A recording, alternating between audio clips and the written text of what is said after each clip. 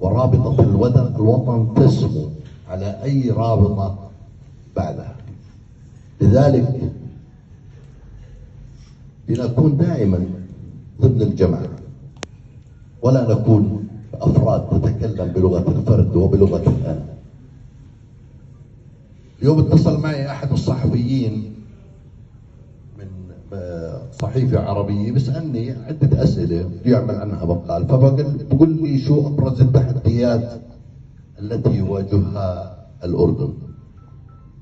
قلت له أبرز التحديات وكلكم تعرفوا: الأمن الاجتماعي، البطالة، ارتفاع الأسعار، الضرائب، الأمن الغذائي، الأمن المياه، أمن المائي. هذه كلها تحديات، لكن لها مبررات. وبنفس الوقت بما أنه عندنا وسائل قد تضعف بدن هذه الدولة مؤقتا، لكن عندنا من الوسائل ما قد يقوي هذه البدن ويجعله تتكسر على ضفافه كل الأشرعة.